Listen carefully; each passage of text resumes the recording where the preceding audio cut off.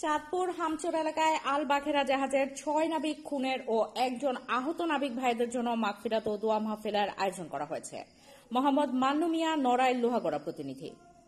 বৃহত্তর যশোর ফরিদপুরের যে সকল নাবিকগণ ও প্রয়াত সকল ব্যক্তিদের স্মরণে এবং এমভি আল বাখেরা জাহাজে হত্যাকাণ্ডের শিকার 6 জন নাবিক ভাইয়ের আত্মার মাগফিরাত এবং আহতদের সুস্থতা কামনার জন্য দোয়া মাহফিলের আয়োজন করা হয়েছে। Dream heaven restaurant and party সেন্টারে 8/6/2025 তারিখে লোহাগড়া নড়াইলে এই দোয়া অনুষ্ঠানের আয়োজন করা হয়।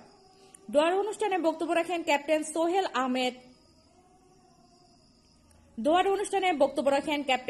আহমেদ। ক্যাপ্টেন সোহেল বলেন, আল বাখেরা জাহাজের 6 নাবিক খুন হয়েছে, আজও আমরা এর রহস্য জানতে পারলাম না। ইঞ্জিনিয়ার বশির আহমেদ বক্তব্য রাখেন, 6 নাবিকের খুনের মাগফিরাত দোয়া মাহফিলের আয়োজন আমরা প্রতি বছর করব। ক্যাপ্টেন বিলায়েত হোসেন বক্তব্যে বলেন, আল বাখেরা জাহাজের 6 নাবিক ভাইরা খুন হয়েছেন, এদের পরিবারের পাশে আমরা থাকব। ক্যাপ্টেন তাহের বক্তব্যে বলেন, আমরা এর সুষ্ঠু বিচার চাই। ক্যাপ্টেন বাবুল হোসেন বলেন, যে 6 নাবিক খুন হয়েছেন 6 জনই আমাদের যশোর ফরিদপুরের, আমরা এদের পরিবারকে আর্থিক সহযোগিতা করব।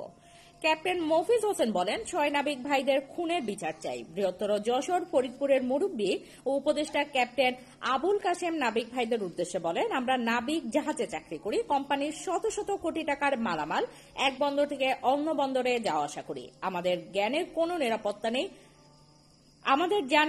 নিরাপত্তা নেই, তাই প্রশাসনকে দৃষ্টি আকর্ষণ করতে চাই। নদীপথে আমাদের যে সকল নৌফারি আছে তারা যেন নাবিকদের নিরাপত্তা দেয়।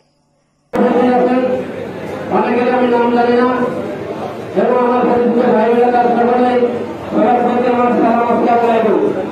আপনারা জানেন, আল বাখেরা জনকাঙ্ক্ষিত মৃত্যু হয়েছে 7 জন কর্মীদের, 6 জনে আমাদের বৃহত্তর সন্তান এবং